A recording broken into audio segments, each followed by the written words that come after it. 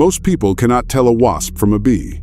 Not really. They see stripes, they hear a buzz, and the hand goes for the poison. But in that panic, more honeybees and gentle bumblebees die in American backyards than most of us would ever want to admit. We're swatting at our own gardens.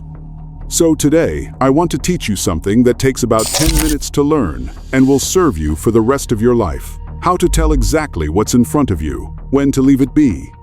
And when you truly do need to act, how to deal with the troublemaker without harming a single bee. We'll build a trap together near the end, the bee-safe way. And as always on this channel, every word here is something you can check yourself. Let's start with your eyes.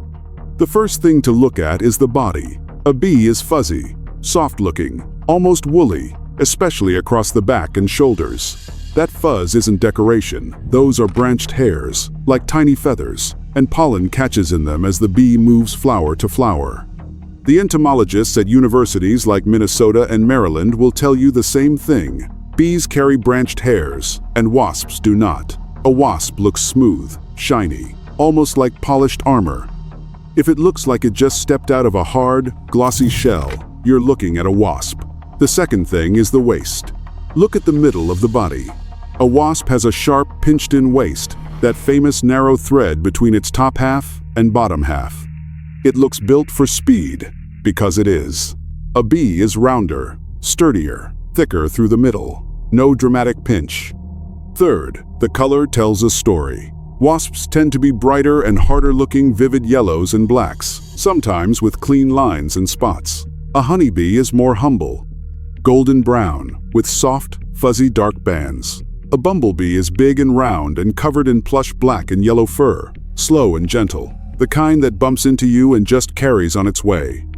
And fourth, and this is the one that costs you nothing, watch what it's doing. A bee is working. It moves from blossom to blossom, calm and busy, often with little golden bundles of pollen packed onto its back legs. It has no interest in you. A wasp behaves differently.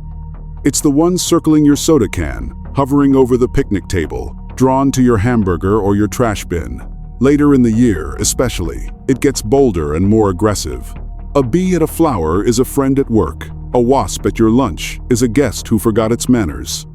There's one last tell, though I hope you never have cause to use it. If a honeybee stings you, it usually dies. Its stinger is barbed, and it tears loose.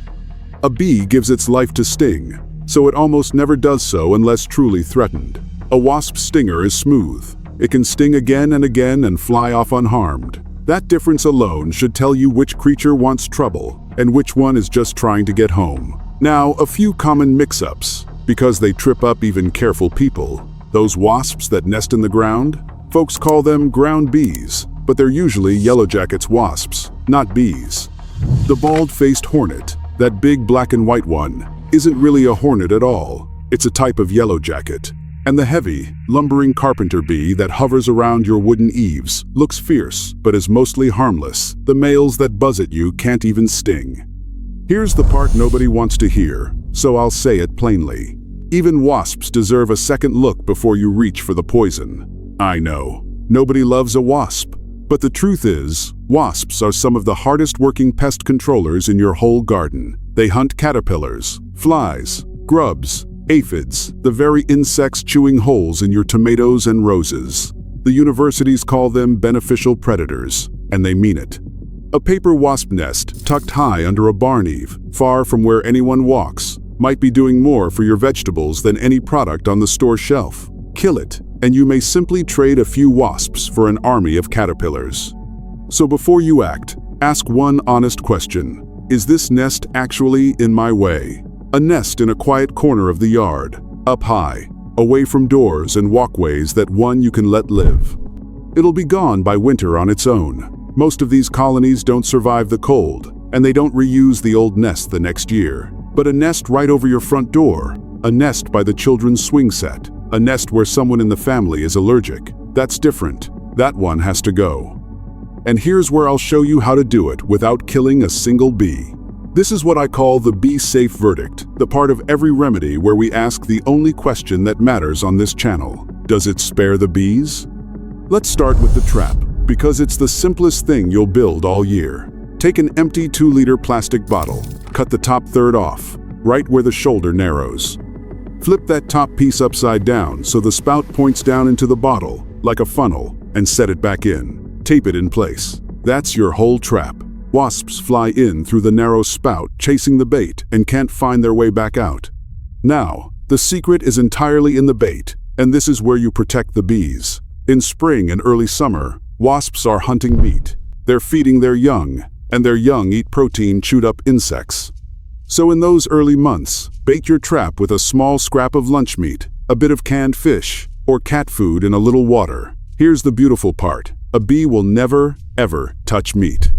Bees eat only nectar and pollen. A protein bait catches wasps and leaves every bee in your garden completely untouched.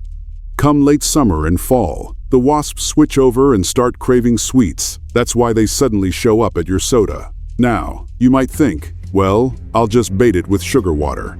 But stop sugar alone will drown your honey bees right alongside the wasps. So here's the old gardener's trick, and it works.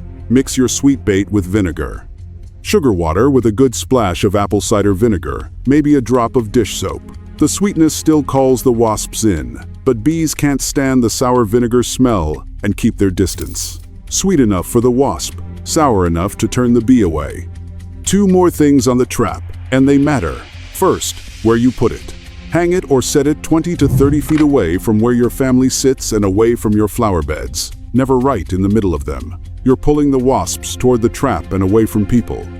Second, keep a little gap between the bait and the bottle's opening so there's room for them to enter, and empty it out before it just fills with rain. And for a nest you simply want gone without any killing at all? Many gardeners swear by a clever, gentle trick. Wasps are territorial, they won't build near a rival colony. So you can crumple a brown paper bag into the rough shape of a nest and hang it where they keep trying to settle. They'll often see a competitor already there and move along on their own. No poison, no danger, no dead bees.